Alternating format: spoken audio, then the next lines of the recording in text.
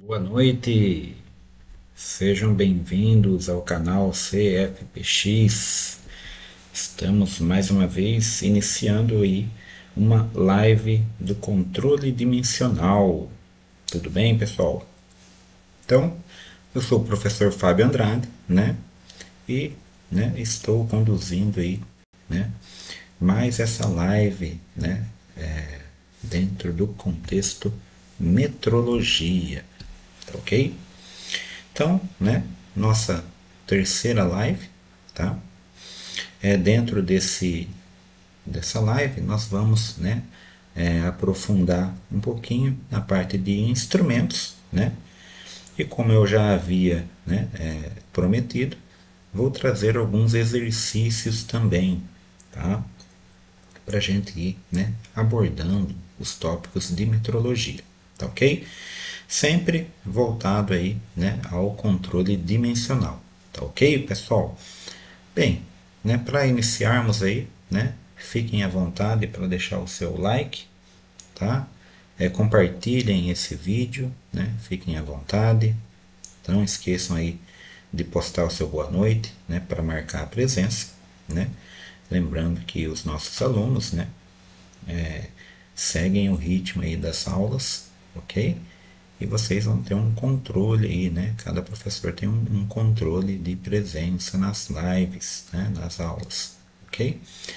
Para quem é convidado, né, seria um prazer tê-los também como aluno um dia, né? Se tiverem dúvidas, fiquem à vontade, né, para entrar em contato com a nossa equipe comercial, tá? E, né, tirarem as dúvidas sobre os nossos treinamentos na área de inspeção, tá? E visitem o nosso canal, né, e assistam, né, outras aulas que temos disponíveis com vários professores gabaritados da área de inspeção, tá ok? Sua contribuição é muito importante, tá, pessoal?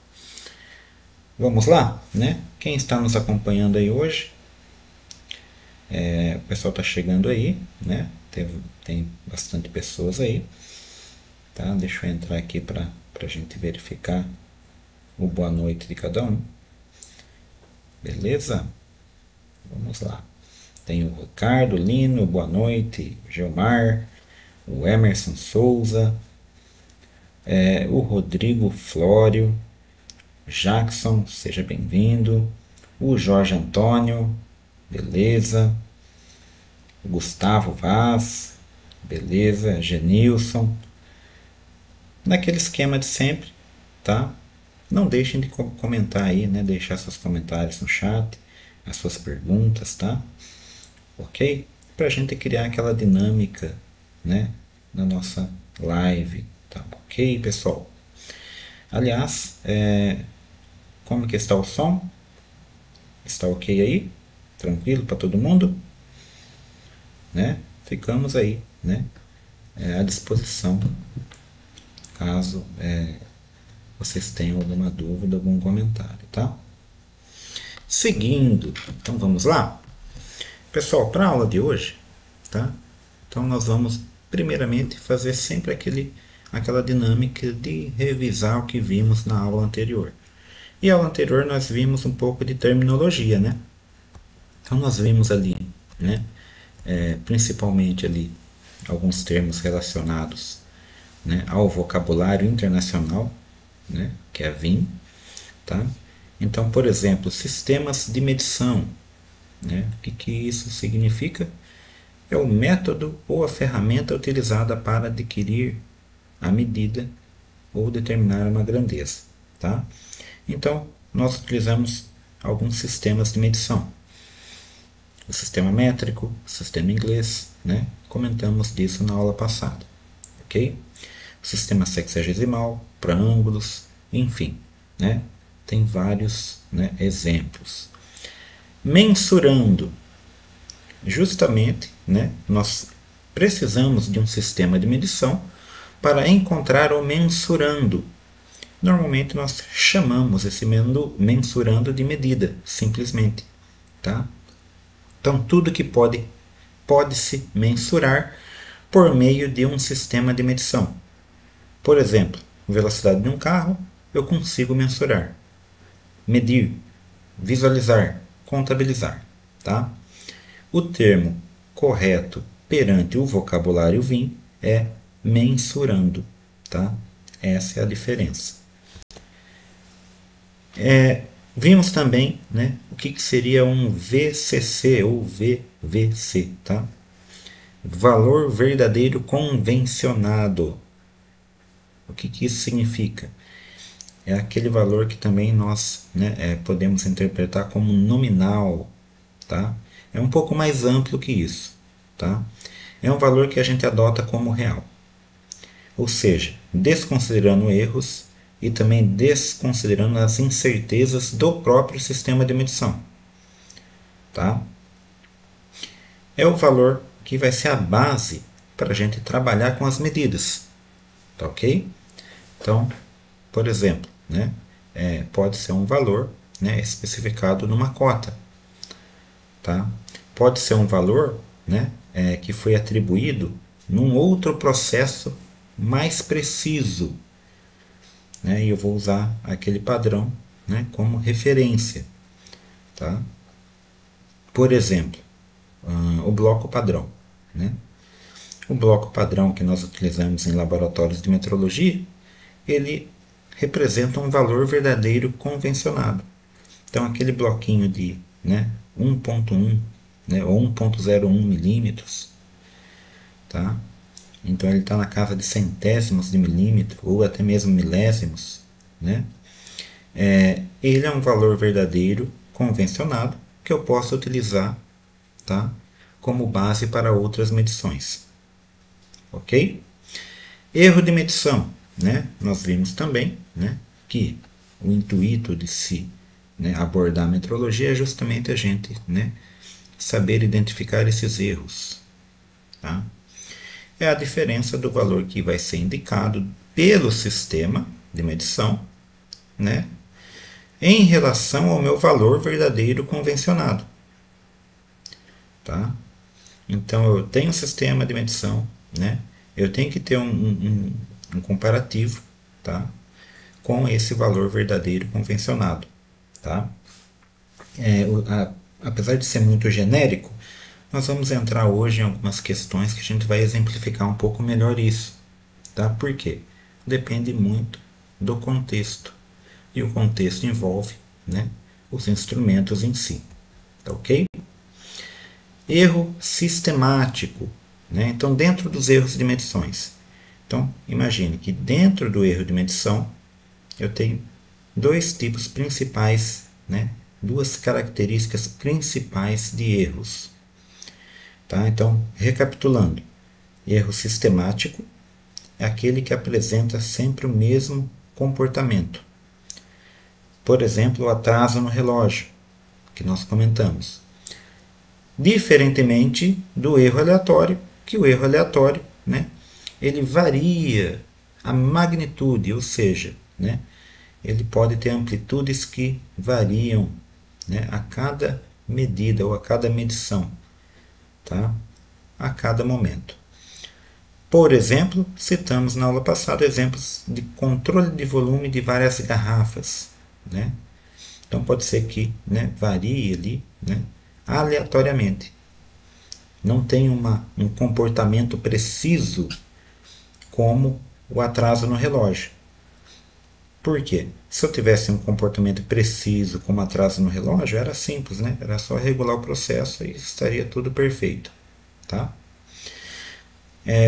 Então, ressaltei também, né, que esses erros podem acontecer simultaneamente numa medição. Ok? Então, cada um tem a sua tratativa de correção e aceitação, tá bom? Então, vimos ali, né, que um sistema de medição eu tiro mensurando, do mensurando, né, eu necessito do valor verdadeiro, convencionado, porque eu preciso analisar um erro de medição, e esse erro de medição que será analisado, existem duas características. Ou ele vai ser constante, sistemático, ou ele vai ser aleatório. Tá? Tudo isso para a gente, né, analisar mais dois conceitos, dois termos. A precisão do meu sistema de medição e a exatidão do meu sistema de medição. Perceberam o entrelaçamento entre todos esses termos? Tá? Então, simplesmente falar de precisão e exatidão já linka com todos os termos anteriores. Por quê? Onde eu analiso a precisão? No sistema de medição. O que é o sistema de medição? Né? É aquele sistema que eu utilizo para tirar uma medida, mensurando. Com um paquímetro, eu consigo tirar o mensurando? Sim. Com uma trena, eu tiro mensurando? Sim. Né? Com um goniômetro, eu tiro mensurando? Sim. Com um torquímetro, ou seja, né? Com um próprio cronômetro, né?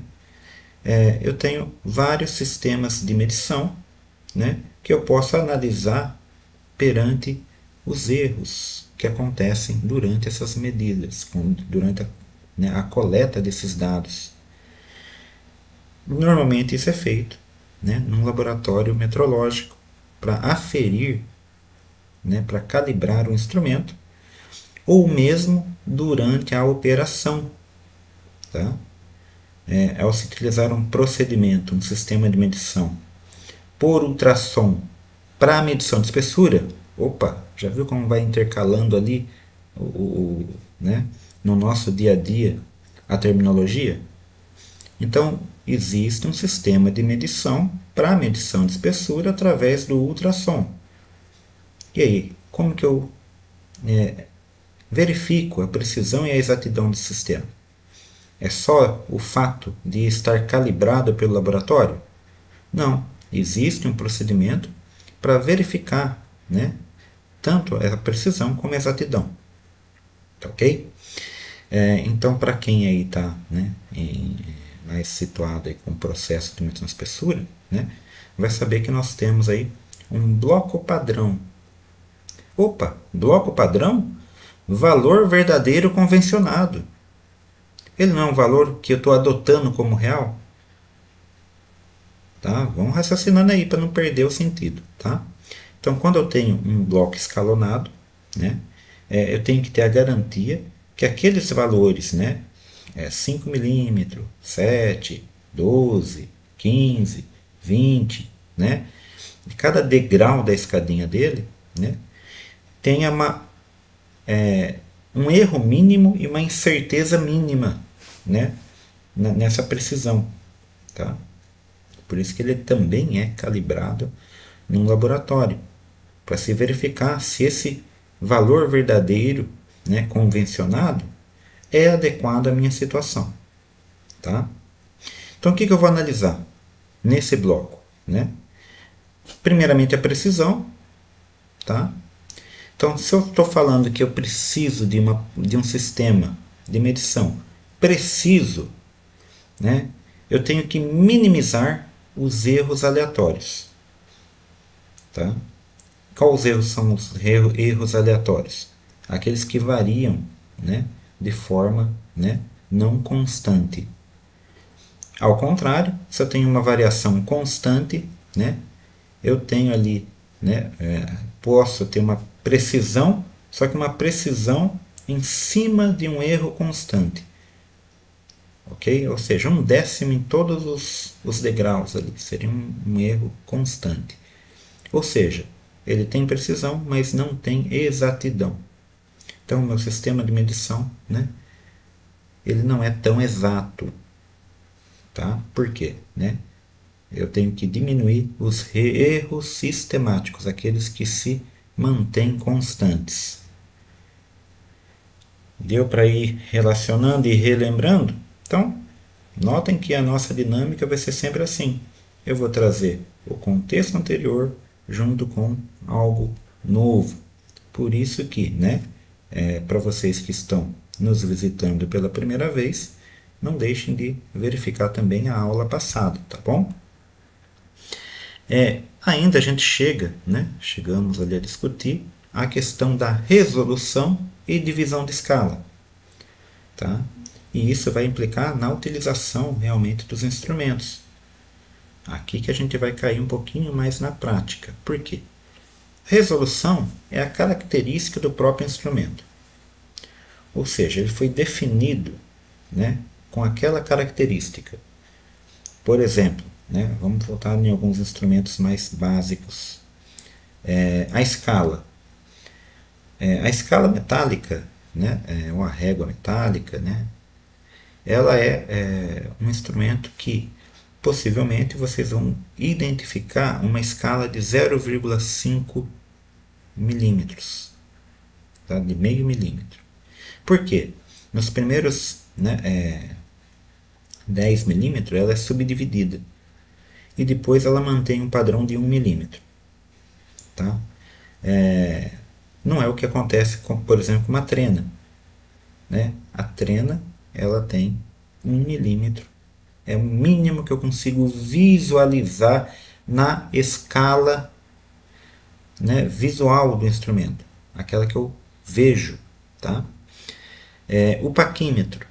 O paquímetro já é um instrumento, né, que tem um comportamento ali de uma dupla leitura. Eu consigo visualizar numa escala fixa 1 milímetro, porém eu tenho uma parte imóvel que divide esse 1 milímetro em 20 partes, em 50 partes ou até mesmo em 100 partes. Tá? Quando eu pego 1 milímetro da escala fixa e divido esse 1 milímetro, né, por 20 partes, aí que eu chego na resolução do instrumento. No caso do paquímetro, né, 1 dividido por 20, 0,5. Tá? 1 dividido por 50 partes, né, 0,2. Né? Então, são os dois paquímetros, né, mais comuns que encontramos aí no dia a dia. Tá? Porém, é o seguinte, né, existe o conceito não de escala. E a divisão de escala, né, depende tanto do instrumento quanto do operador. Tá? E está intimamente interligado com o conceito de algarismos significativos que vimos em outro momento nas aulas de matemática aplicada. Tá? E como que seria isso? Então, tá?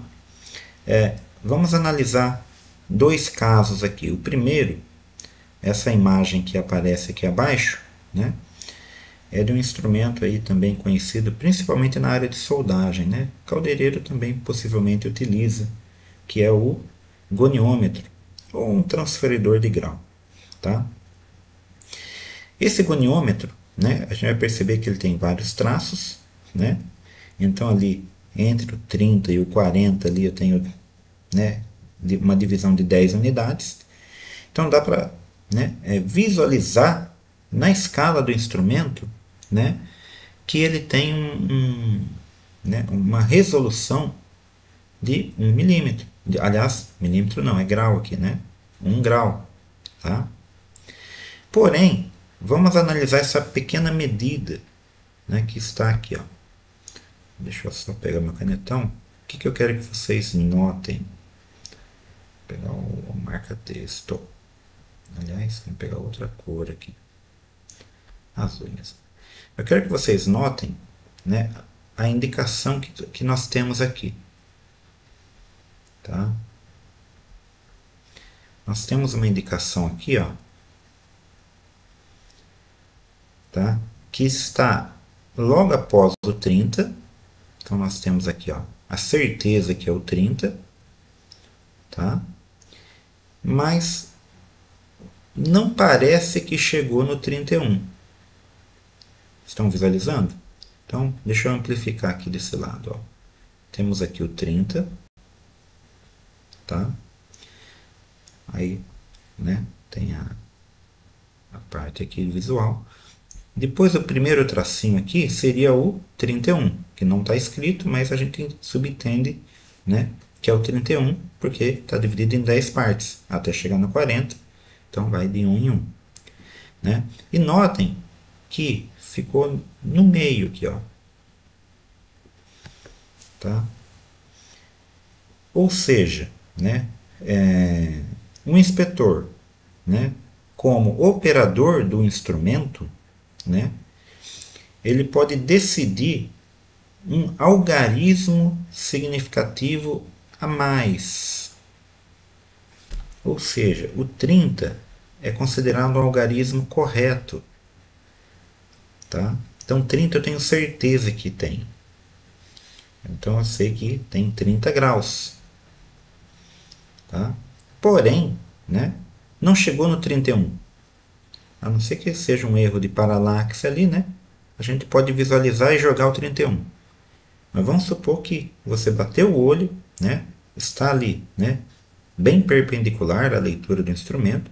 E está bem visível que ficou entre um e outro. Tá? O que eu vou ter que fazer? Né?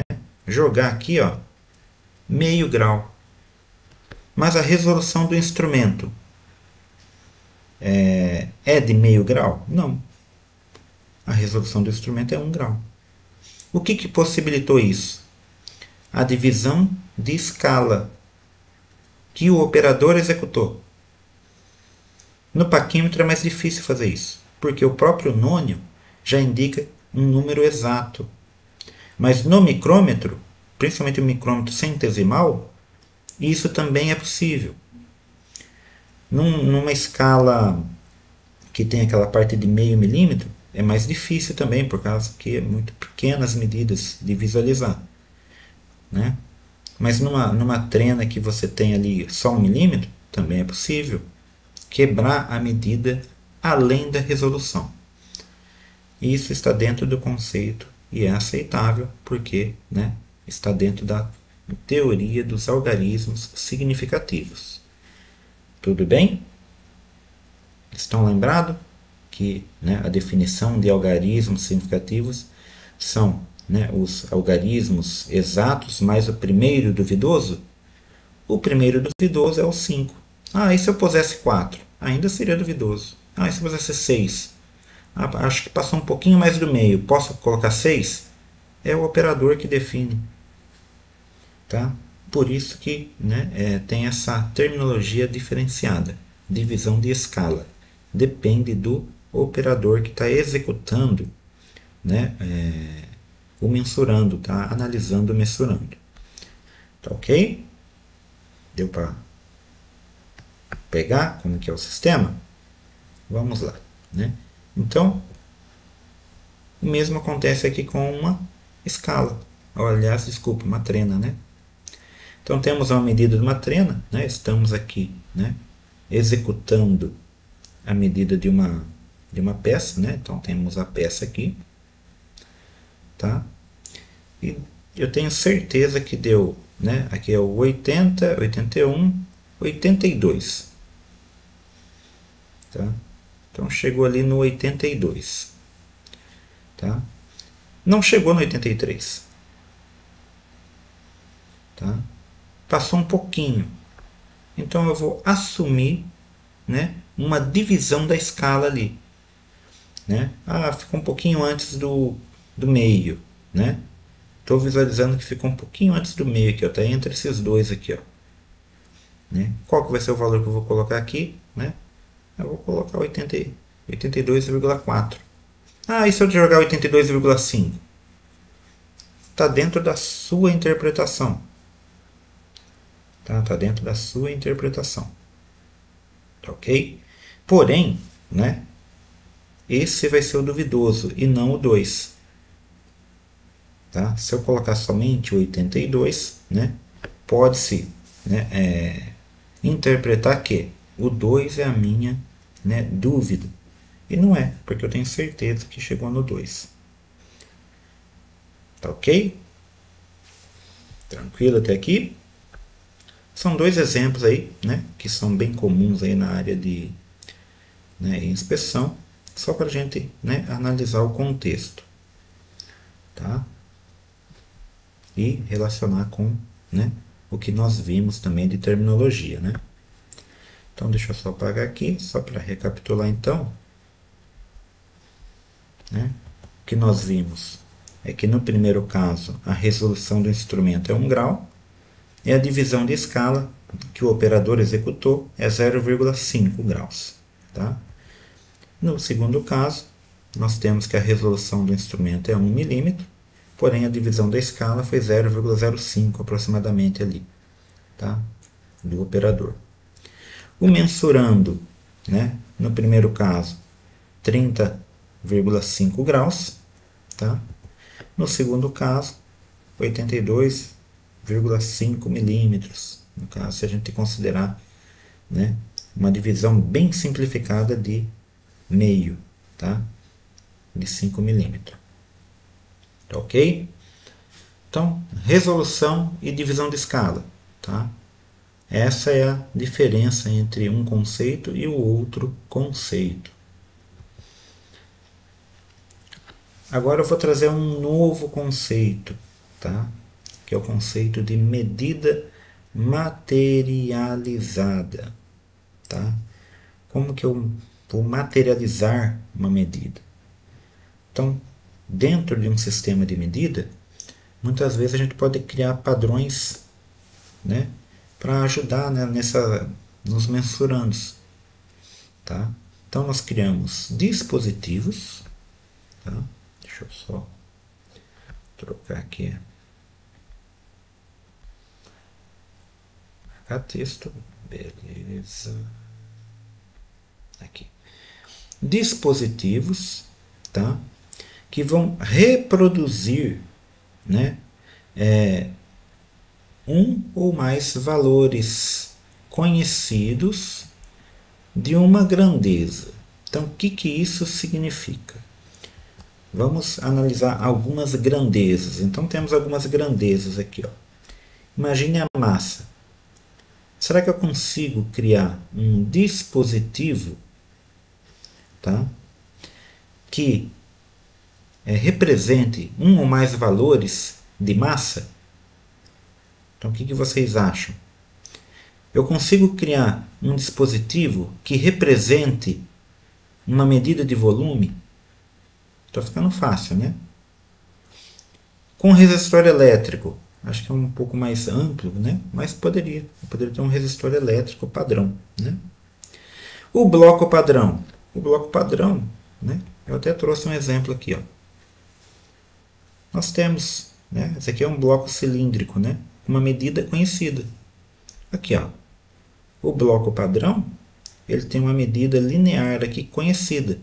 E esse daqui ainda, né, é em, né, casas milesimais.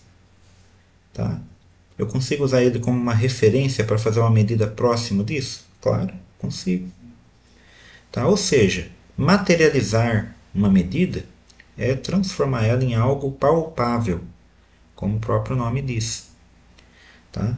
Que eu consiga, né, fazer uma comparação, uma verificação dentro de um padrão de grandeza. Né? Então, vários padrões de grandezas eu consigo, né, fazer esses valores. Né? Consigo fazer tanto, né, na elétrica como resistor, um gerador de sinal padrão, né? Ou um material de referência. Material de referência. Aí a gente pode relembrar de novo da medição de espessura. Né? Como o aço ele varia a velocidade sônica, né? Muitas vezes eu preciso ter um bloco padrão no material específico para minha referência. Principalmente para calibrar um instrumento. Tá? Mas poderia ser algum padrão de cor também. Ok? Ou seja, eu vou materializar alguma coisa. Tá? Outros exemplos que eu posso trazer, de massa, por exemplo. Né? A gente pode lembrar daquela balancinha de prato, né? Eu tenho aqui, ó, esse daqui é um conjunto, como se fosse um bloco padrão, mas não é de medidas lineares, é de massa. Tá? Então aqui é uma precisão, né, no sentido de massa, quilograma, né, ou miligramas. Né? E de volume? De volume é uma coisa até que passa despercebido. Tá? Um simples becker, uma pipeta ou qualquer outro elemento de laboratório que tem uma graduação ou até mesmo não. Tá? pode ser que nem tenha graduação, mas é considerado, né, um exemplo de uma medida materializada. Um galão, né, um volume de 1 litro. Tá? Esse é o conceito de medida materializada. Ok? Tranquilo? Vamos seguindo então. Tá? Bem, né, falamos aqui, e no controle dimensional? Quais seriam os instrumentos de medição? Né? Lembrando, quando a gente fala de controle dimensional, né, temos 4 modalidades, então é muito instrumento. Né? Eu vou comentar de alguns que, né, são ali de alguns processos, conforme a gente vai passando, né, a gente vai comentando e relembrando algumas atividades do controle dimensional. Tá? Porém, né, como são muitos, também, né, vamos verificar um hoje, depois trabalhamos com exercícios, né, e depois, em outro momento, trazemos algum outro instrumento. Tá ok? Vamos lá. Bem, né, acho que os mais simples que podemos, né, verificar, né, são os dispositivos fabricados para auxiliar ali numa forma qualquer. Tá? Então, dentro de tolerância geométrica, né, tem uma parte do desenho técnico que fala de tolerâncias geométricas. Tá? Desenho técnico nós não abordamos ainda. Né? Mas imagine que eu tenho uma forma irregular e eu preciso, né, fazer um controle dessa forma. Tá? Porém, né, eu não consigo medir convencionalmente. Ou seja, né, instrumentos convencionais, né, não atendem às necessidades, né, ou por motivo, né, realmente ali né, da situação da forma, né, ou por, né, uma questão ali, né, econômica. Pode ser que seja muito caro, por exemplo, mas se necessário poderia medir a laser, por exemplo. Né? Mas fazendo um simples gabarito, né, que é o que está ilustrado aqui, né, nós conseguimos fazer a medição. Como que esse gabarito vai ser utilizado? Né? Ele tem que ter uma boa precisão, né? E a gente vai simplesmente fazer, né, uma análise por comparação. Tá? Aliás, já falo já, uma das práticas do controle dimensional, né, é gabarito de forma.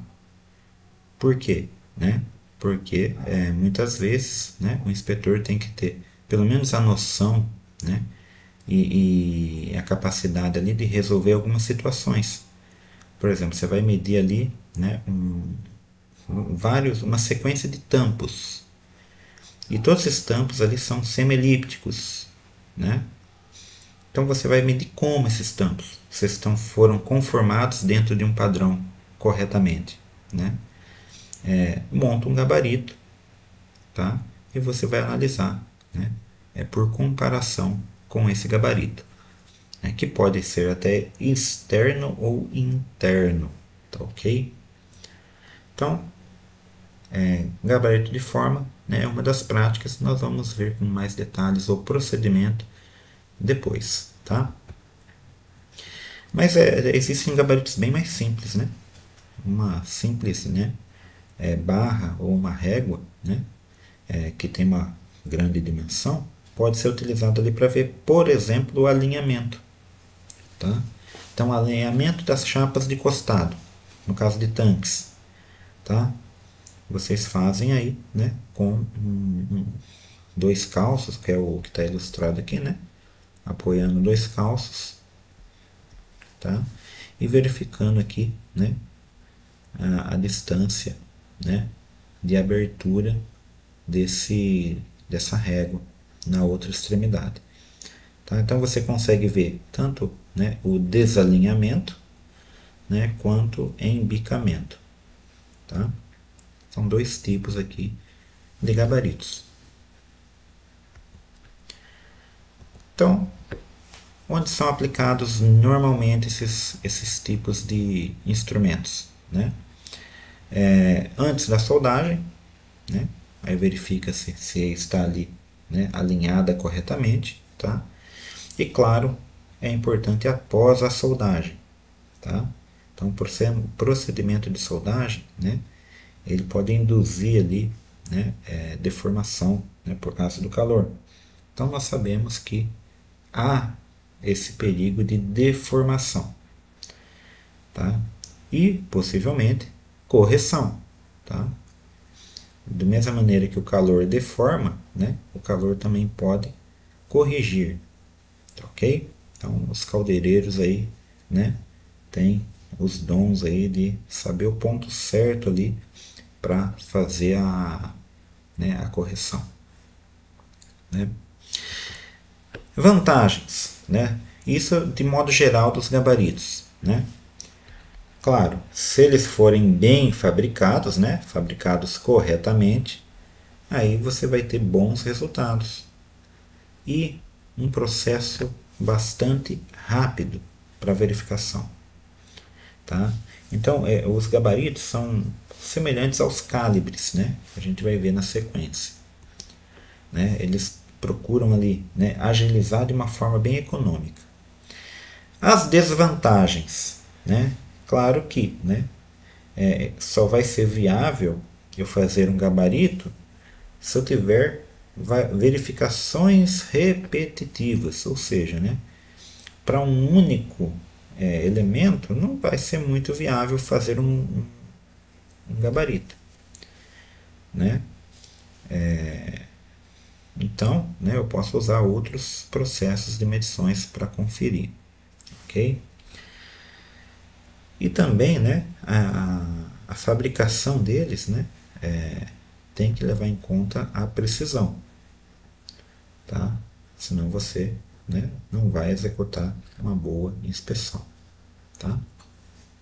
Então, acho que as vantagens são mais consideráveis que as desvantagens, tá? Porque economicamente, né, é muito rápido, muito fácil de fazer, tá?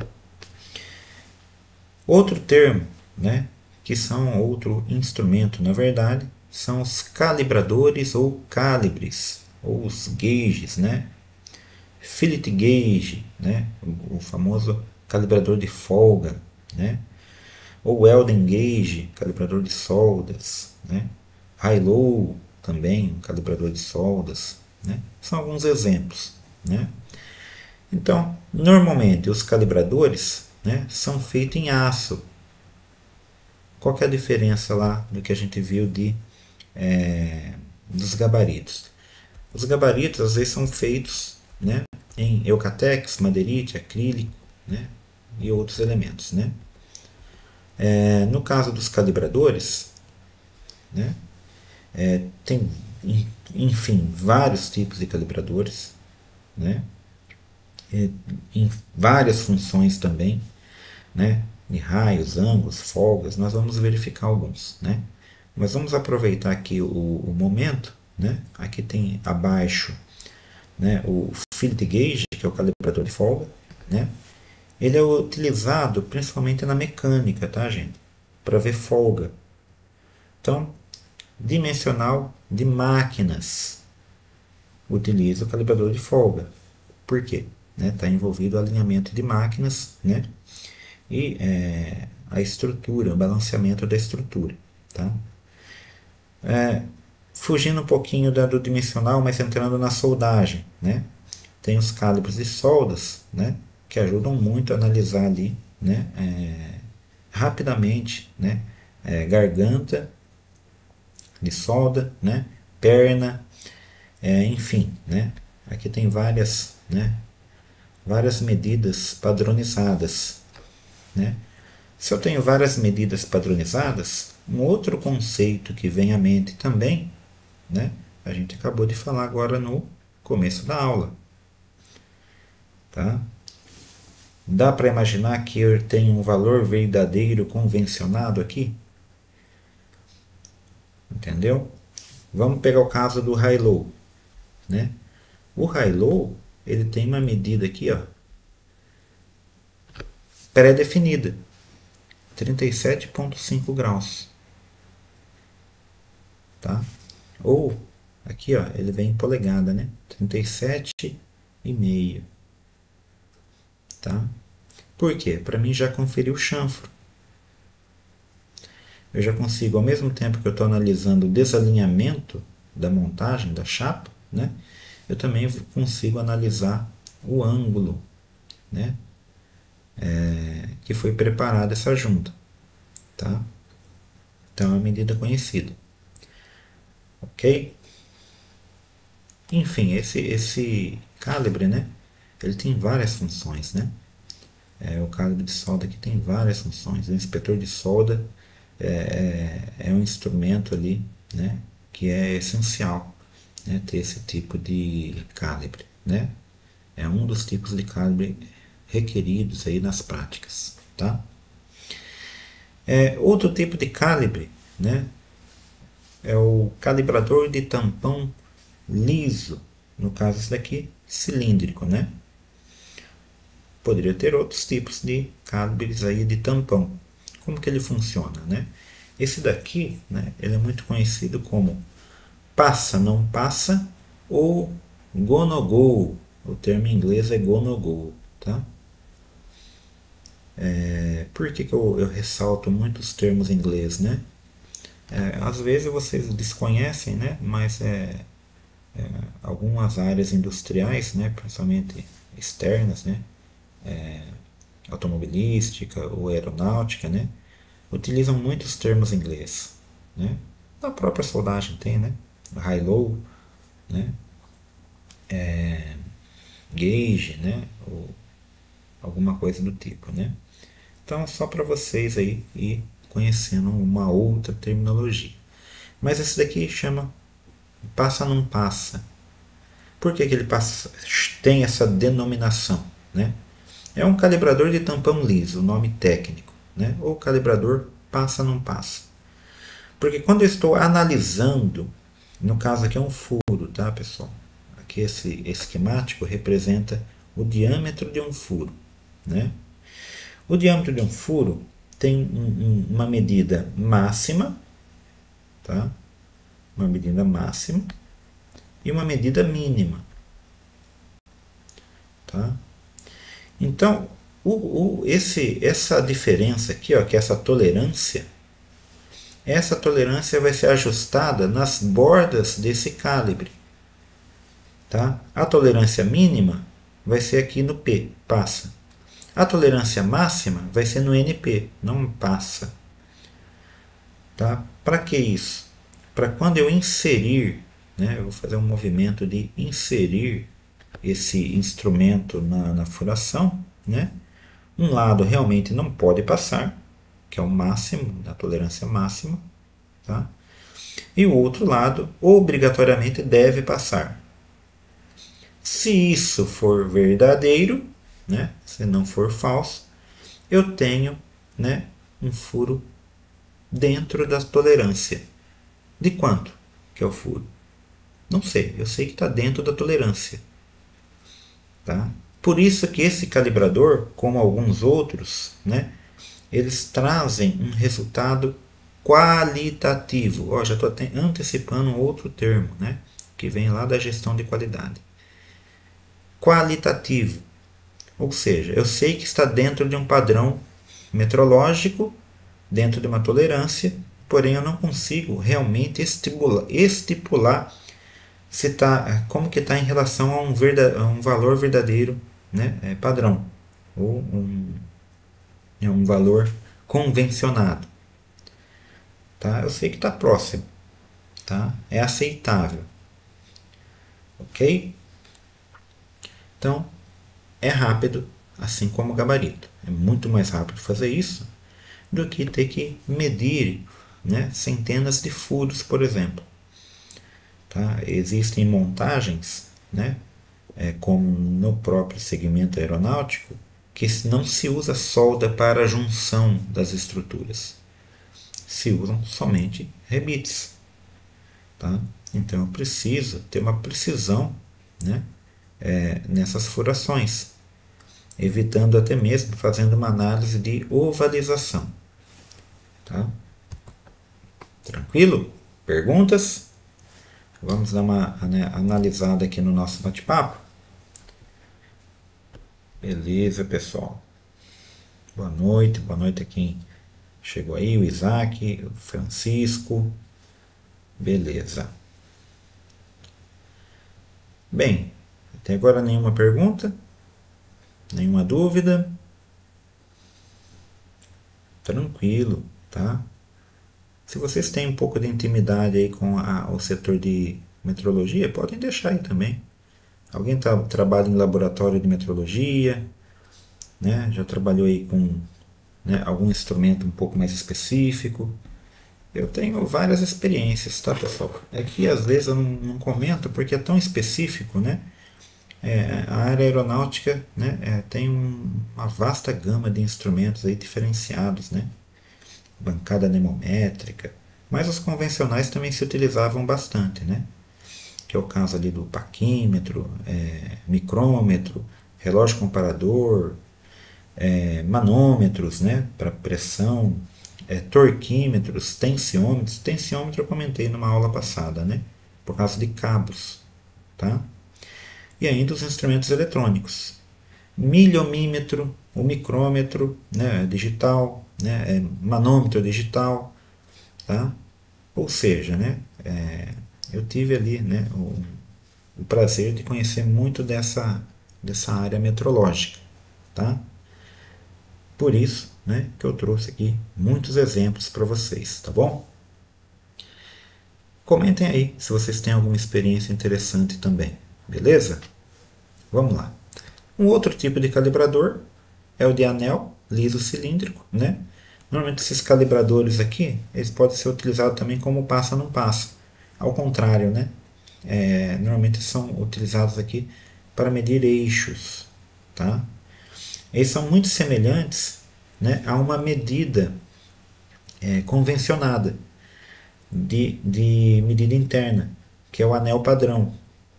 Tá?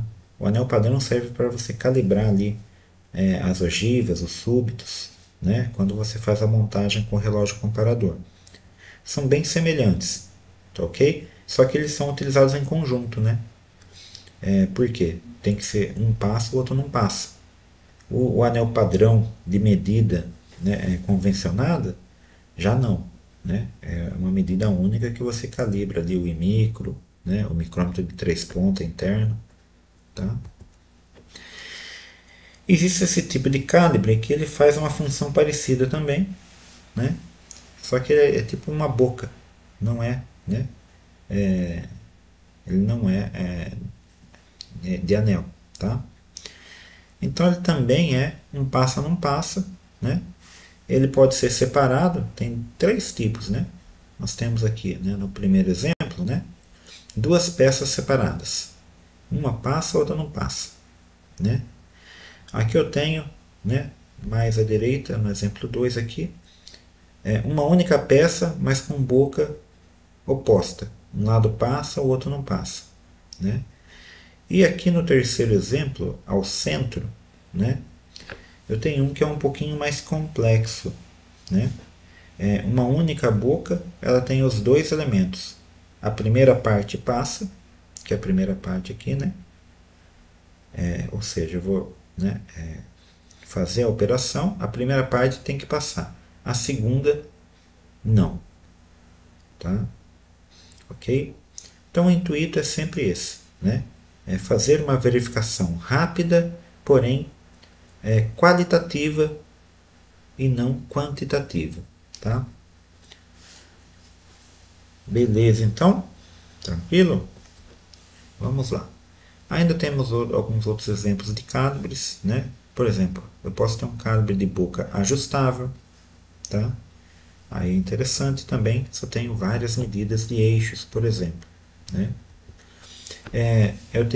Posso, né, trabalhar ali com calibres para roscas, né? Então, muito conhecido os pentes de rosca, né? Ok? Muito utilizado aí na área de mecânica, né? Manutenção, Por quê? Né? Às vezes você tem que identificar qual tipo de rosca, né? Para solicitar uma compra, né? Fazer uma eventual solicitação, né? Do mesmo item, né? Porém, né? Nós temos ali, né? Um conjunto aqui mais à direita, né? Na verdade à esquerda, desculpa, né? De alguns calibradores cilíndricos para a rosca, tanto interno quanto externo, tá? Aí nós temos várias fiações aqui que fazem essa análise da rosca. Ok? Então, dependendo do processo, né, é interessante. Por quê? Né? Agiliza muito. E falando em rosca, né, eu vou dando alguns, né, spoilers aí. Né? Uma das práticas de controle dimensional, só que é o controle dimensional de mecânica, é o que a gente chama de MC. É um procedimento para analisar rosca. É com pente de rosca? Também, né? Mas é um sistema bem diferente, né? É como se fosse um procedimento de calibração, tá? Para se definir, né, algumas cotas se as roscas foram executadas corretamente, tá? Então vejam que, né, mesmo não parecendo a área de vocês, está envolvido com um curso de controle dimensional, tá bom? Calibrador de raios, né? Existe também um calibrador de raios.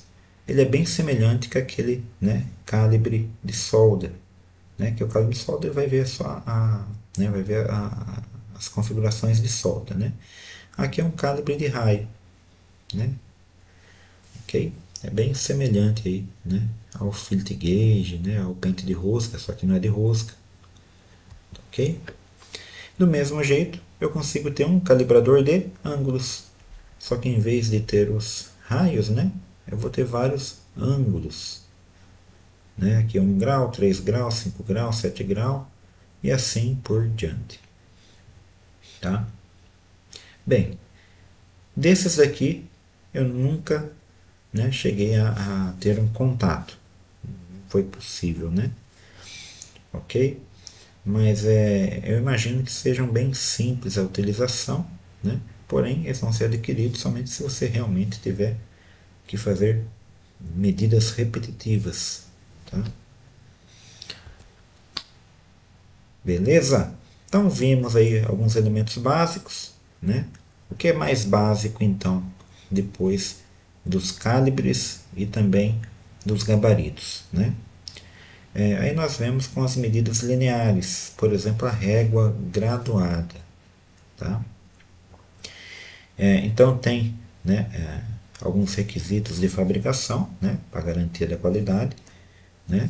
Nós não vamos utilizar uma régua de acrílico, né, para fazer uma medida, né, padronizada, nem de plástico, nem de madeira. Né? Ou seja, né, dentro de um procedimento, se exige que a lâmina seja de aço carbono ou aço inoxidável. Tá? Então tem esse padrão aí, que é o que a gente verifica na prática mesmo. Né? A não ser que for um outro processo não industrial. Tá? Pedreiro, aí tem aquela, né, o metro de madeira, né? Beleza, é um processo de medição, é um sistema dele, né, do sistema, né, civil, né? Dentro do nosso, né, mundo dimensional não é possível, né, aceitar qualquer tipo de instrumento. As gravações, né? Ou seja, eu tenho que ter uma escala, né? Eu tenho dentro do meu sistema, né, eu tenho que definir, né, o sistema, se vai ser métrico ou se o sistema vai ser o sistema em inglês. Ou pode ser que eu tenha os dois sistemas no mesmo equipamento, na mesma escala. Normalmente as escalas eles utilizam até, né, para auxiliar ali, colocando algumas tabelinhas de conversões, né? Às vezes você tem uma escala no sistema métrico, tá? Eu tinha essa mania, né? Eu tinha uma escala no sistema métrico, porém atrás dela tinha uma tabelinha de conversão das medidas para o sistema inglês. Então o que eu fazia, né? Eu deixava uma escala pendurada na minha frente, né? Por quê? Né? Porque às vezes a gente tinha que fazer ali agilizar, né? Alguma conversão, né? Eu já estava ali, ó, pronto. Já bati o olho e já sabia a conversão, né, em milímetros, né? Então algumas escalas possuem uma subdivisão do milímetro, que é aquela que eu tinha comentado, tá? De 0,5, tá ok? Aí a resolução dela, né? Aqui embaixo, né, eu trouxe aqui, né, um exemplo nessa foto mais abaixo, né? Ela tem uma resolução de 0,5 milímetros, ok? E a de cima, claro, né, no sistema de polegada, e dá para perceber que essa acima ela tem dois sistemas de polegada ali, né? Aliás, tem aqui abaixo, né, e tem acima aqui, tá? Ok?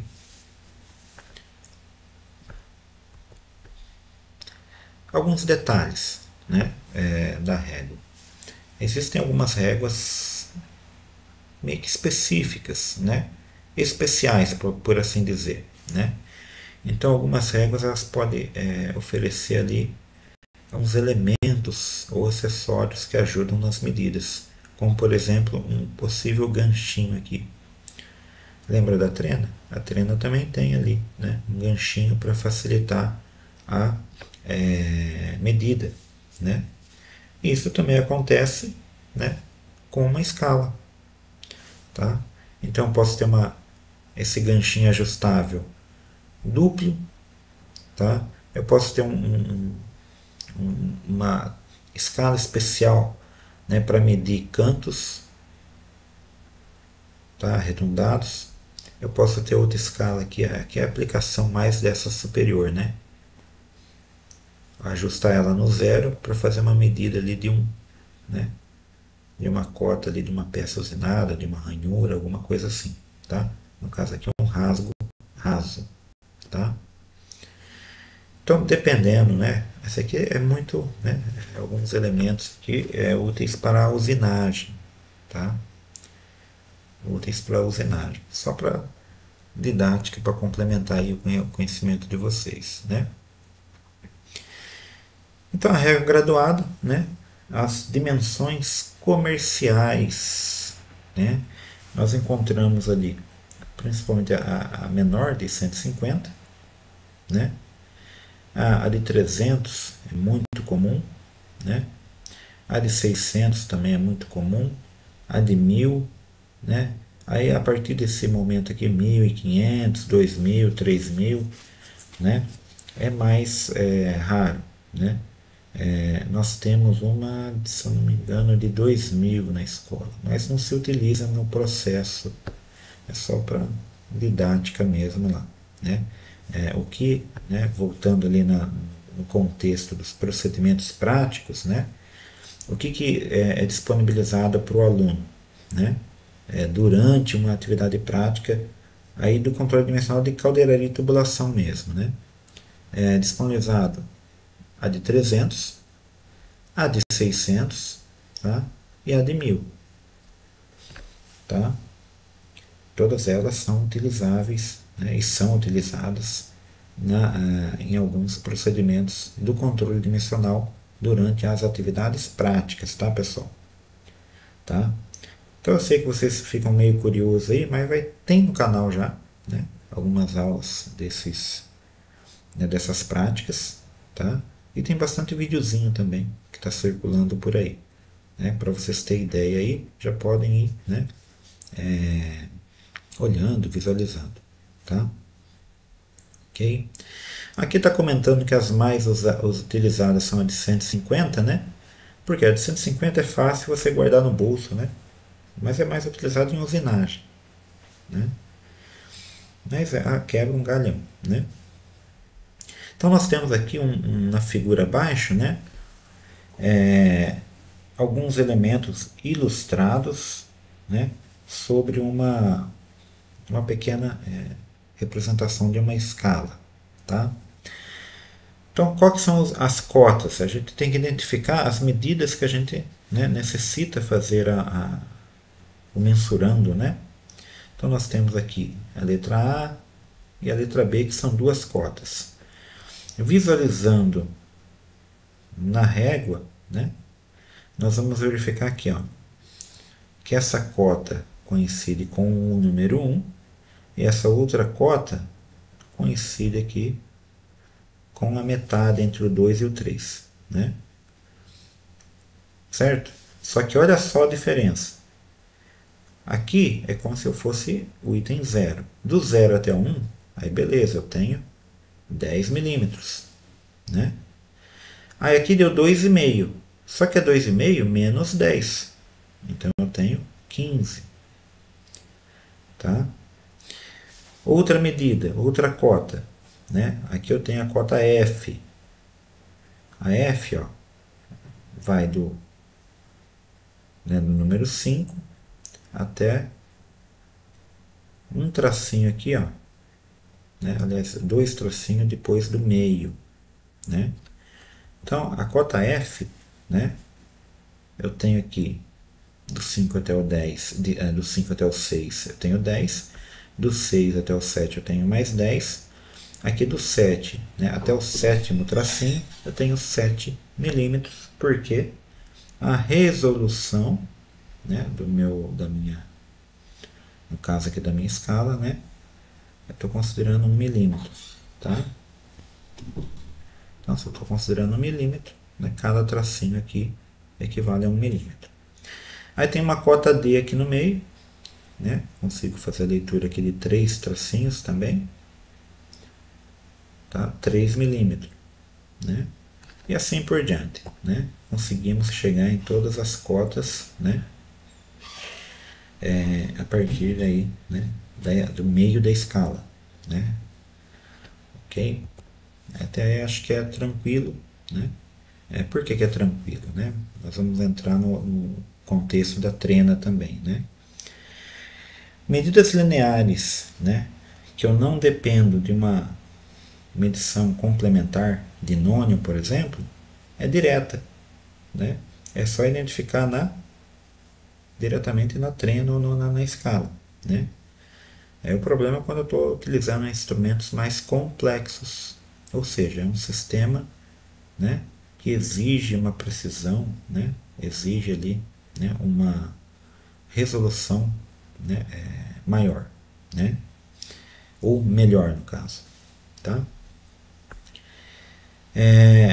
Então, né, aqui no caso da trena, né, vamos, né, ter tanto a trena convencional, né, para medidas planas, quanto a trena de fita para medidas, né, circulares, que estarão disponíveis para os alunos executarem as práticas também.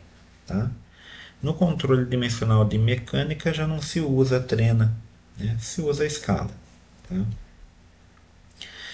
As graduações ali seguem o mesmo padrão, né? Pode ter no sistema métrico e sistema inglês. Ok? Aqui nós temos alguns casos aqui, ó, de como que é feita a graduação, né? Aqui um exemplo, né, o 36 milímetros. Então note que o 36 está bem um tracinho depois aqui do meio, entre o 3 e o 4. Né? Tem aqui um perfil aqui, né? Característico aqui na ponta da fita, né? Ok? E tem aqui as suas escalas, né? Tá? Aqui 32, né? É um 32 avos aqui, né? Esse 32 aqui, ó, o que significa esse 32 que tem aqui na trena? Significa que aqui na parte inferior, tá? Aqui na parte inferior, se eu pegar a distância entre dois tracinhos, né, o primeiro e o segundo, eu tenho 32 avos de polegada. Tá? E aqui, né, tem o 16 aqui, tá vendo? O 16, né, é o que normalmente a gente utiliza ali, né, como foco, né, que é onde a gente alinha, né? 1,16 ele já amplia um pouco, né? Então, em vez de ter o tracinho próximo, ele está mais distante. É 1,16. O que significa esse 1,16? Né? Lembram lá, né, da matemática básica, né? 1,16, né, é o dobro, né, de 1,32. Tá? Ou seja, né, eu tenho uma escala ali que a menor divisão dela, né, eu estou pegando uma polegada inteira e dividindo por 16 partes. Isso significa que entre o 3 e o 4 eu tenho 16 partes. Enquanto que aqui entre o 1 e o 2 eu tenho 32 tracinhos. Tá? Só para recapitular, né? Isso daqui é uma teoria ali, né, que a gente vê, né? Recapitula dentro da metrologia, mas faz parte das conversões. Tá? Quando a gente estuda conversões, né, na matemática básica, falando de sistema inglês, né, com um sistema, né, linear, né, a gente, né, cai nessa matemática envolvendo, né, essa questão de frações. Tá? Então, quando a gente for comentar sobre conversões novamente, nós vamos aprofundar um pouquinho nesse contexto, tá bom? Então, caso vocês tenham alguma dúvida nesse momento, tá? Aí eu espero que vocês aguardem, né, para a gente entrar nesse contexto de conversões, tá bom? Só para antecipar aí, para vocês irem, né, já tendo ciência do que está por vir, tá ok? No caso das trenas, então, né, são fabricados em diversos comprimentos, né? O que vai estar disponíveis para as práticas, né, é a de 3 metros, a de 5, do tipo 2, tá? Então, do tipo 2. Ah, qual que é esse tipo? Esse tipo que é de aço curva, né? A configuração da trena. Há um bom tempo atrás, né, existia um procedimento, ainda existe, até o procedimento eu tenho, o procedimento de calibração de trena. Tá? Então era uma das PRs, eu não vou lembrar o número da PR agora, né? Mas uma das PRs cobradas para o inspetor de controle dimensional era calibração de trena. Inclusive era feita nessa trena de fita. E poderia ser feito também na trena de aço curvo. Tá? Não tem mais. Tá? Anteriormente também tinha um procedimento de medição de espessura. Não tem mais também. Porém, né, vocês têm que ficar preparados para caso, né, apareça alguma pergunta na prova sobre, né, esse tipo de procedimento de calibração. Porque apesar de não ter a prática, a teoria ainda pode ser cobrada, tá bom? Está dentro dos conceitos metrológicos, tá? Então, um pouquinho das características e conservação no caso de trenas, né? E algumas também servem para outros instrumentos. Então, a gente não comentou dos gabaritos, né?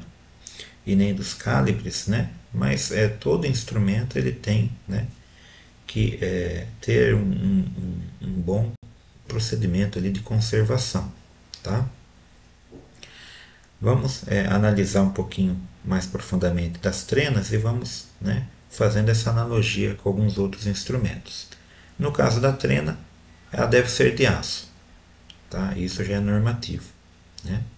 Existem outros materiais? Sim, como de fibra, porém não deve ser utilizada no caso do controle dimensional, tá? Graduação uniforme, tá? Essa graduação é um requisito de calibração, né? Também, tá? Não vamos nos atentar ao procedimento, tá? Não vou passar o procedimento de calibração, só comentando. Apresentar traços bem finos e salientes, ou seja, tem que ser bem visível, não pode ser desfocada, né? Com erro na impressão, tá? Por isso, né, que na hora de uma avaliação prática, muitas vezes, pelo menos a trena de fita, você desenrola ela todinha para verificar se realmente ela não está, né, com algum amassado, né, com alguma parte dela danificada, tá? Isso dentro de um procedimento de controle dimensional, né? Isso numa avaliação na Bend, tá, gente? É indicado para você, né, cumprir um requisito do procedimento, que é analisar todo o material, né, que está ali disponível ao aluno, tá? Evitar quedas, né, e contato com ferramentas de trabalho, né?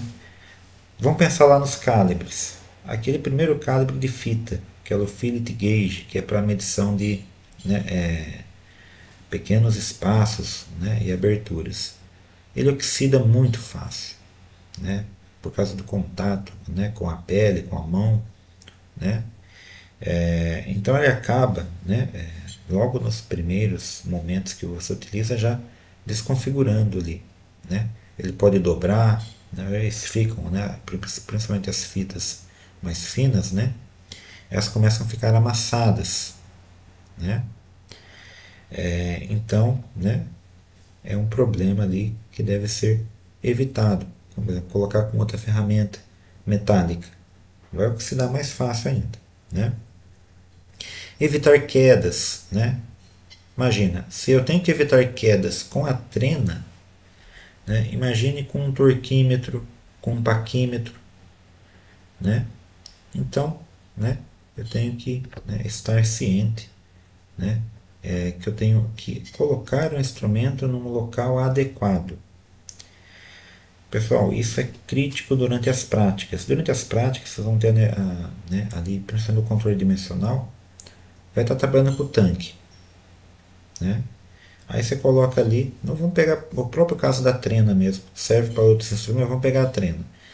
Colocar ela sobre o spool. O spool não é uma superfície plana, ele é tubulação.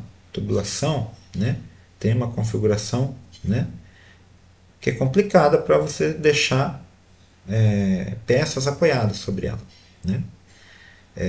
Aí a trena cai no chão, tá? Você já está perdendo ponto numa possível avaliação, tá? Então, é preferível deixar um instrumento no chão, ali num localzinho, do que sobre a peça, né? Ou deixa sobre a mesa, tá? Para evitar quedas, tá bom? Aqui no caso, né, eu tinha comentado do fillet gauge, evitar dobrá-la ou torcê-la. No caso da trena, né, se for a curva é para medida linear, não é para torcer a trena curva. Não é igual o pedreiro faz, né? Existe a trena específica, que é a trena chata, para fazer ali circunferências e outras medidas não lineares, não planas, né? Ok? E, né, mais assim, no caso, né, do dia a dia, né, manter a limpeza e remover a sujeira, né, óleos ou possíveis, né, fuligens, né, para não comprometer o funcionamento interno da mesma, tá?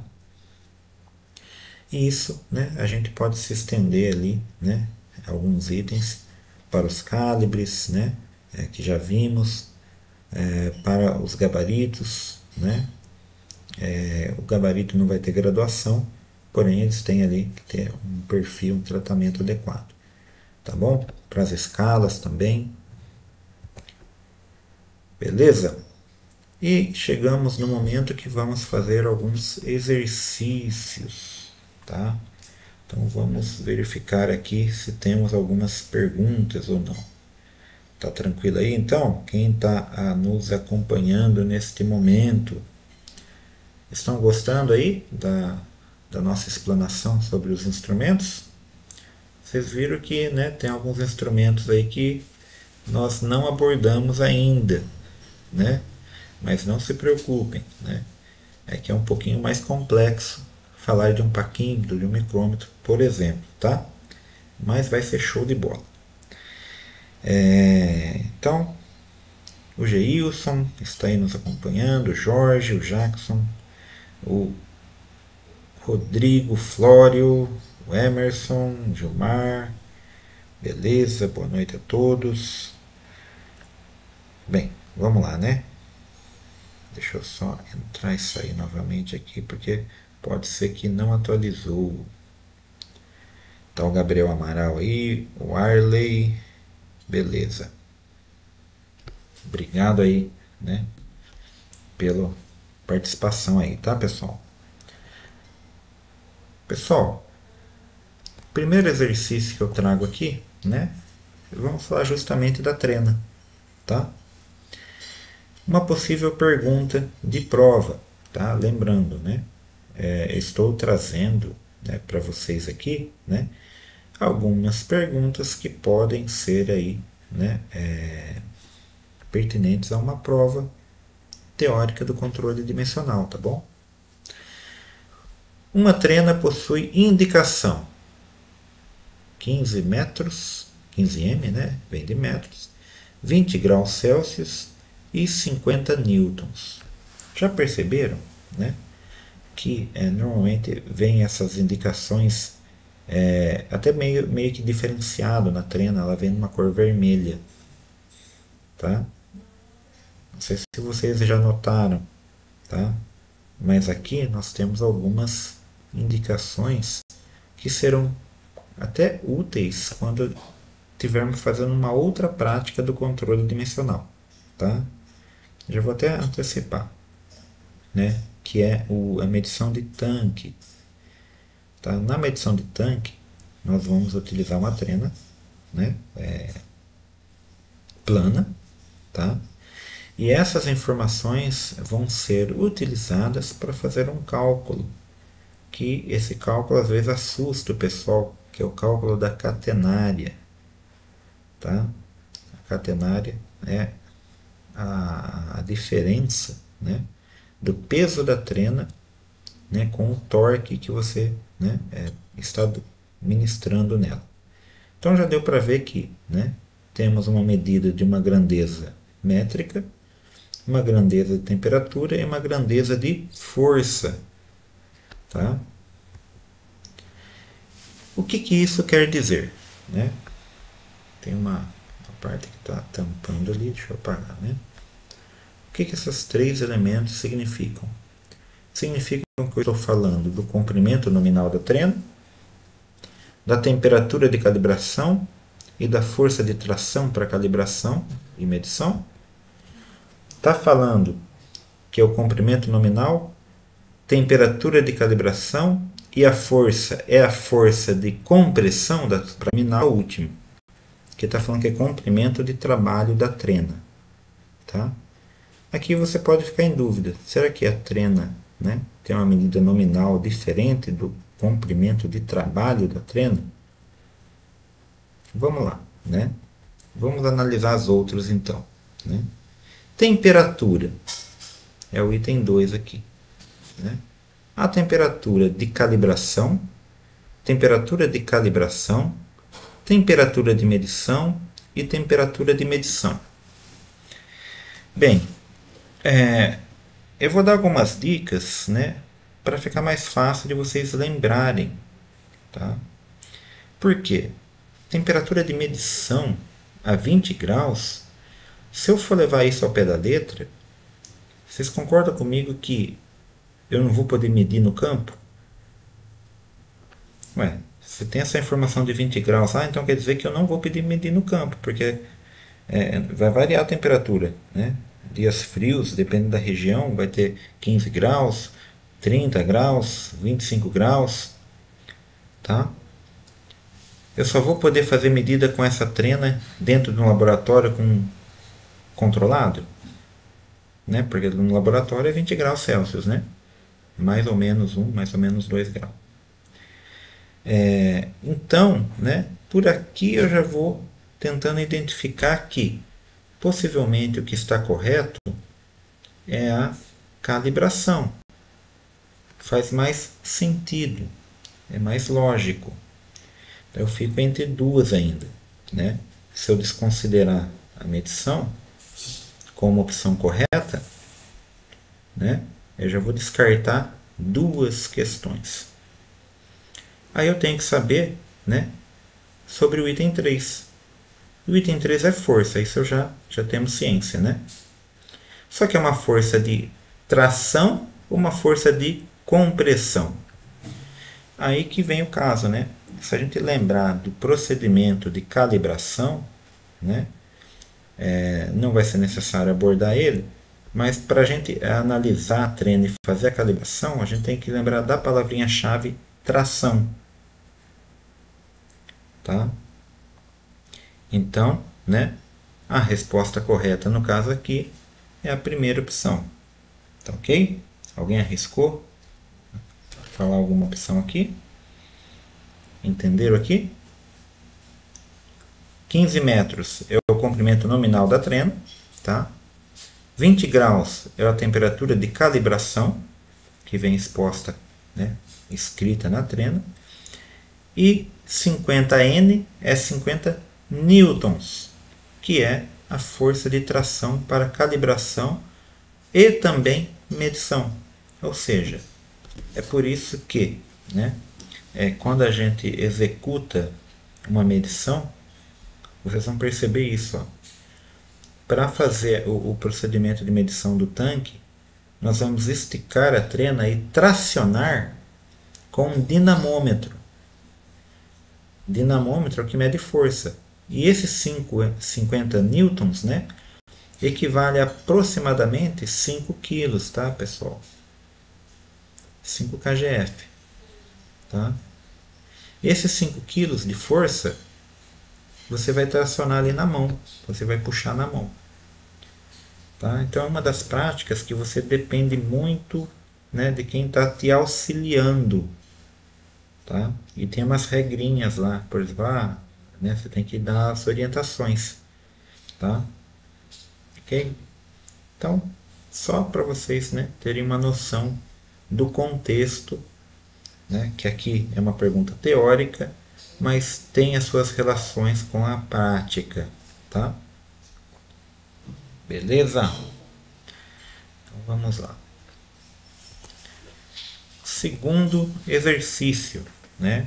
Aqui um pouco mais teórico, né? O que é o erro aleatório? Essa daqui eu vou dar um tempinho para vocês pensarem aí, tá? O erro aleatório, né, é um erro de paralaxe, tá? Acho que essa pergunta eu copiei errado ali para vocês, viu? Deixa eu ver se. Deixa eu voltar aqui. Eu pus a resposta, a pergunta errada, tá? Depois eu volto com essa pergunta. Numa próxima aula eu trago ela de novo. Tem bastante pergunta, não se preocupem, tá? Vamos pular para a pergunta 3, tá bom? Qual instrumento utilizamos na verificação do nivelamento da base da esfera de GLP? Vocês lembram o que é uma esfera? É claro, né? A esfera de GLP, ela tem uma configuração de ter alguns suportes ali, né? Então está perguntando sobre esse nivelamento aqui, ó, para montar a base dela. Tá? Ela tem a base que vai segurar essa esfera. Tá? Temos algumas opções, né?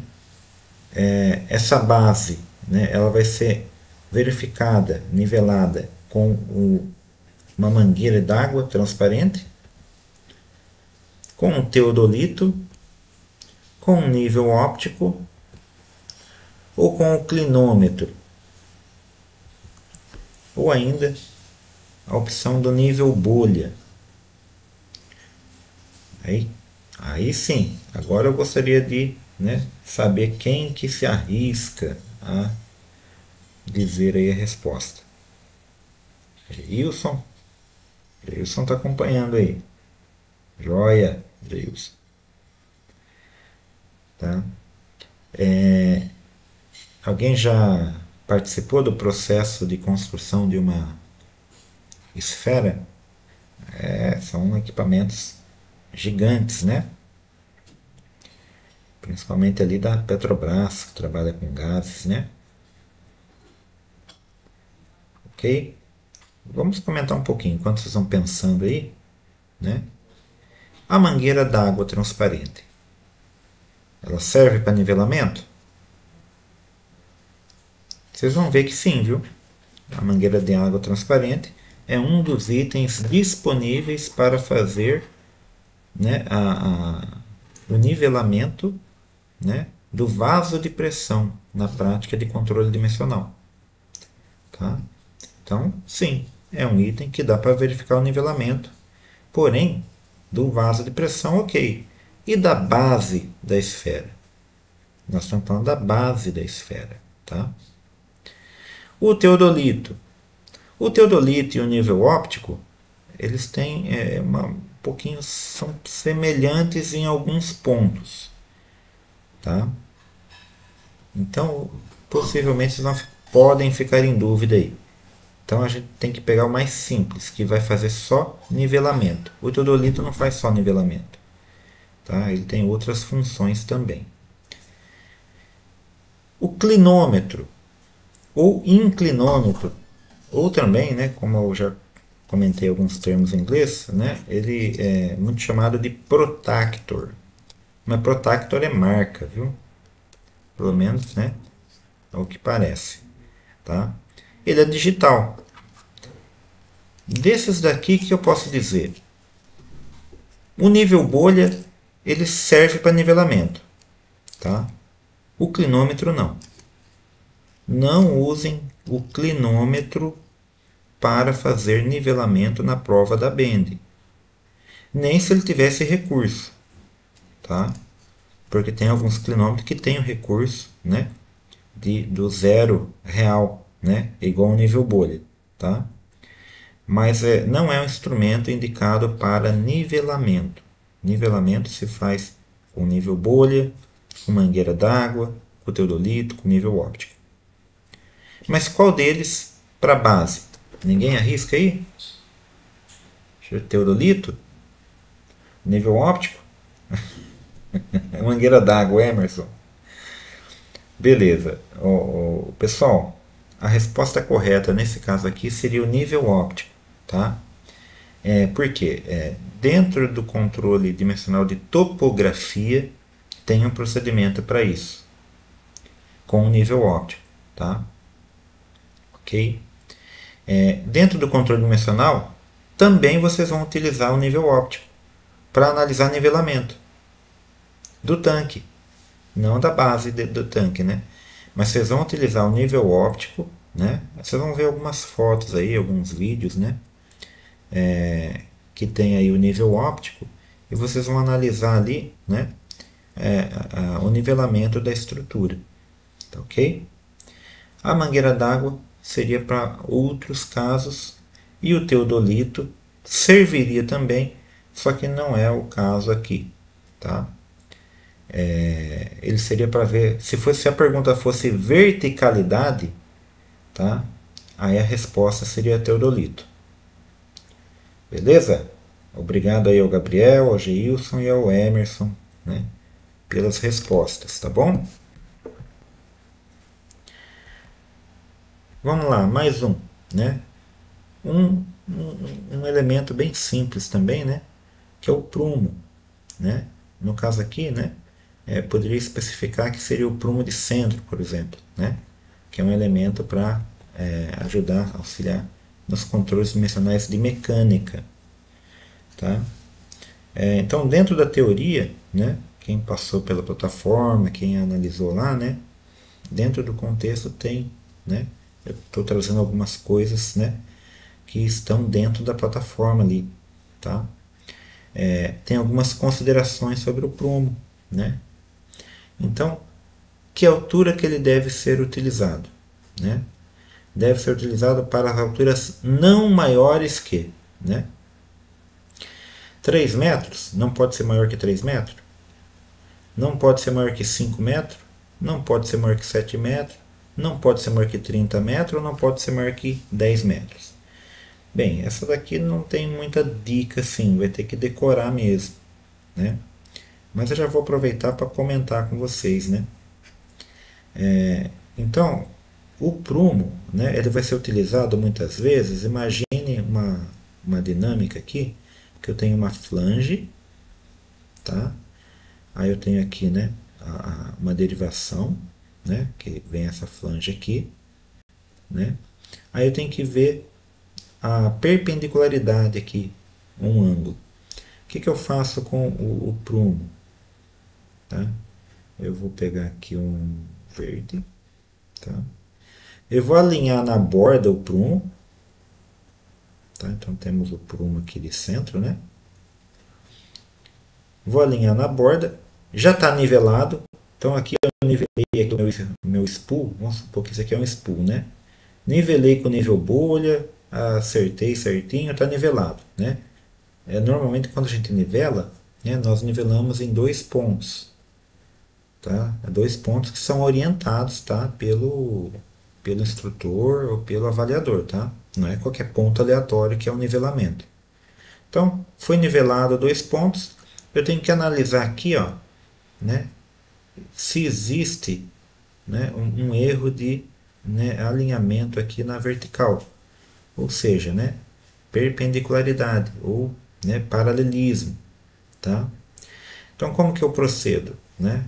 Alinho o prumo, estabilizo esse prumo, né, e posso fazer aqui, né, a medição com uma escala. Vamos pegar uma escala azul, né? Vou colocar a escala aqui, tá? E vou analisar em dois pontos.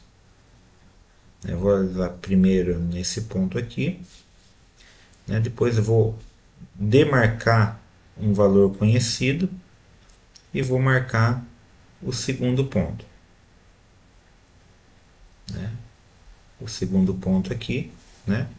O que eu acabei de criar? Acabei de analisar um triângulo retângulo.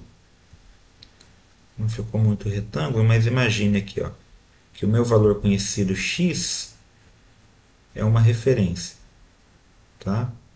A diferença das medidas, essa diferença aqui, ó, vou colocar como d minúsculo, né? Essa diferença das duas medidas vai ser um outro cateto. Então o que eu achei? Eu achei dois catetos. Se eu tenho dois catetos, eu consigo achar o ângulo, tá? Aí eu consigo saber, né? Eu vou ter que ter uma noção também, né? Lembra do ângulo aberto, né? Ângulo fechado. Por quê? Depois que eu calcular pela trigonometria aqui, né? Isso aqui é o quê? Tangente, né, gente? Lembra lá?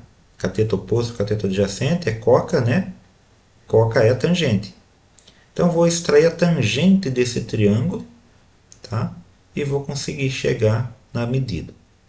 Essa é uma ação, uma atividade que é feita em alguns casos de controle dimensional, de medição.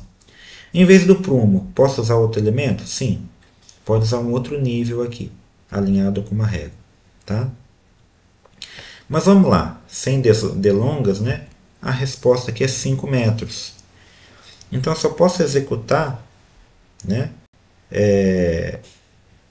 esse procedimento em até 5 metros. Tá? Claro que vocês não vão encontrar na avaliação prática, né, um corpo de prova que tenha 5 metros. Isso aqui é uma recomendação padrão para, né, se aplicar em campo, tá bom? Então se aplica em campo esse conceito. Ok? Então, prumo 5 metros. Beleza? Mais uma perguntinha aqui. Tá? Deixa eu ver se tem alguma dúvida aqui. Vamos acompanhando, né? Beleza? Vamos lá. Deixa eu só sair e entrar novamente. Nenhuma dúvida até agora, pessoal? Tá? Não esquece de deixar o like aí, tá? No nosso o videozinho, tá? Ajuda aí, né, a chegar o nosso videozinho para outras pessoas, outros profissionais, né? Que às vezes tem ali, né?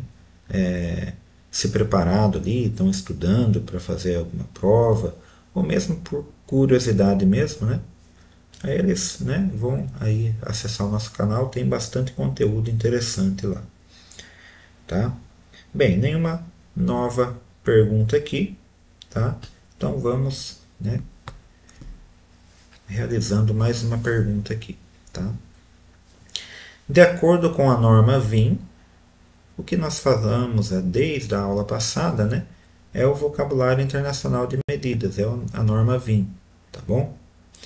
Aqui está falando que, né, o grau de concordância, né, vamos dar atenção aqui no contexto, grau de concordância entre resultados de medições sucessivas, tá? Ou seja, vou fazer medições sucessivas, uma atrás da outra, de um mesmo mensurando, ou seja, uma mesma medida, tá? Efetuada sobre as mesmas condições, ou seja, o mesmo bloco padrão. Então imagine eu pegar um bloco padrão, coletar um mensurando, o mesmo bloco, coletar de novo, coletar de novo, coletar de novo, coletar de novo. Tá? Esse procedimento corresponde a quê? Né? A exatidão de medição, a repetitividade, a indicação de medição ou a calibração. Tá? Tem um nome específico para essa definição. Tá? Então, o que eu vou fazer nesse momento? Já estamos finalizando, né? Porém, eu vou dar 2 minutinhos para vocês analisarem e responderem aí essa questão. A gente volta em menos de 2 minutinhos, é rapidinho mesmo, só o tempinho de vocês pensarem, tomar uma aguinha, a gente já volta para fazer o fechamento. Beleza? Vou deixar aqui na tela.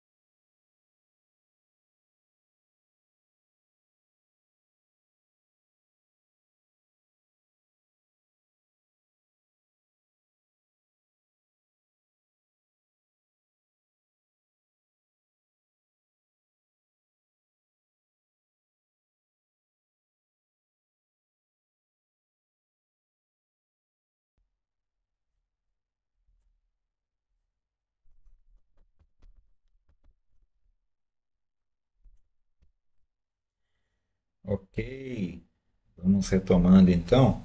Você viu que foi um brevíssimo intervalo, né? Só para molhar a garganta aqui, tá bom, pessoal? Opa, o Gabriel respondeu aí, ó. Exatidão da medição? Oh, vamos ver, né? É meio confuso, viu? É quase que uma pegadinha isso, tá, pessoal? Mas vamos lá, né? Beleza? Mais ninguém? Vamos tentar recapitular e refletir, né? Por quê? É uma pergunta que, né, para alguns vai parecer mais fácil porque, né, tem mais facilidade em decorar, né, em essas terminologias, né? Para quem é mais voltado para a área de matemática, tem mais dificuldade porque, né, tem que buscar uma relação com alguma coisa, né? A exatidão de medidas, né, vamos tentar defini-la, né? Lembra que, né, dentro lá da plataforma tem um contexto lá que mostra um alvo, né? E nesse alvo, né, tem ali a parte central, né? Tem outras regiões desse alvo, tá? Tá bem, né? Bem diferente aqui, mas dá para a gente ter uma noção, né? Então tem o centro do alvo, né? E você vai atirar ali, né? Um atirador vai sendo. Deixa eu pegar aqui uma outra cor. Ele vai atirar algumas medidas. Então, o que acontece nessas medidas que você vai receber? Imagine dardos, né? Vai jogar alguns dardos, né? Esses dardos eles podem estar próximo, né, do centro ou não, né? Ou eles podem estar numa região aqui, todos bem concentrados, um perto do outro, né? A gente pode lembrar da parte de dispersão, né? Então esses dados eles podem estar aqui, ó, bem dispersos, ou pode estar pouco dispersos, concentrados. Porém, ambos estão longe do centro, tá? O que acontece aqui, ó? Esse caso aqui, a gente pode falar que houve uma precisão.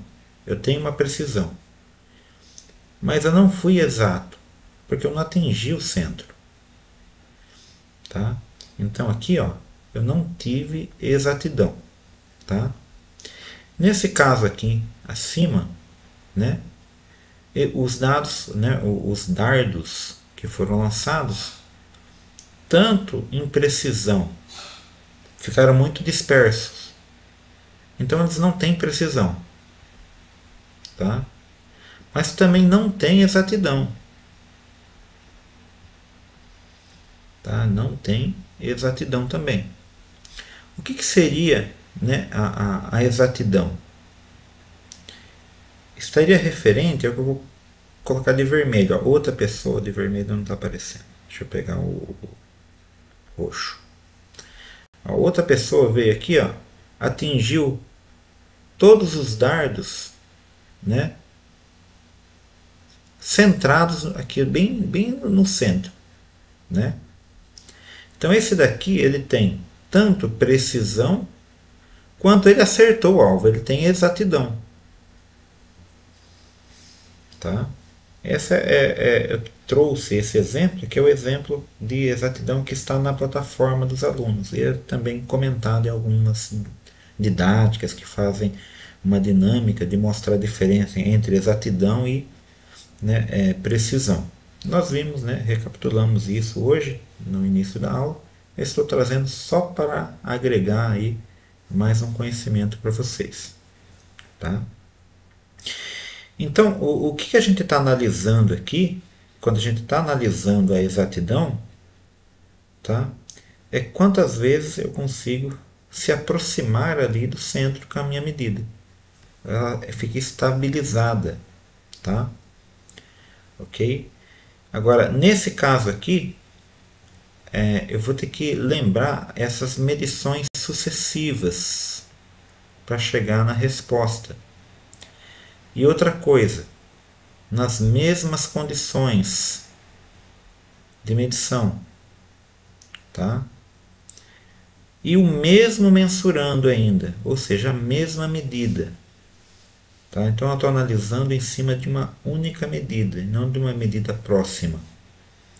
Tá? Ela pode ter uma variação? Até pode. Tá? Esse é um caso, né, que eu já cheguei praticamente numa solução. Tá?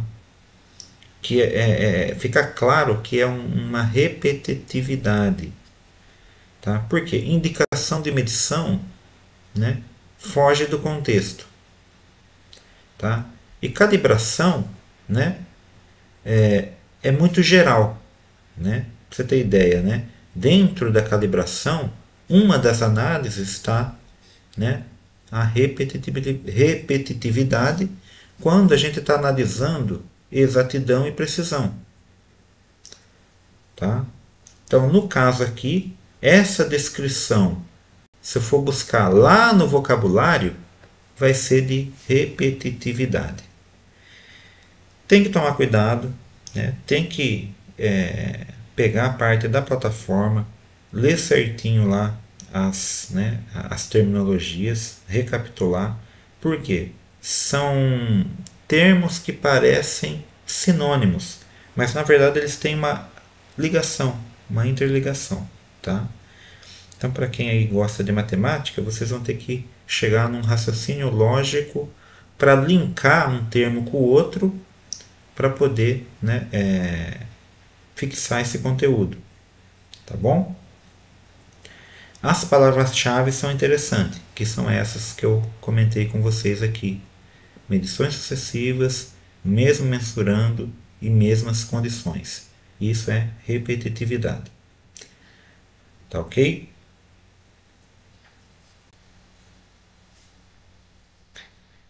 Então, Emerson, acredita que eu não tenho a VIM mais, né, atual aqui, né?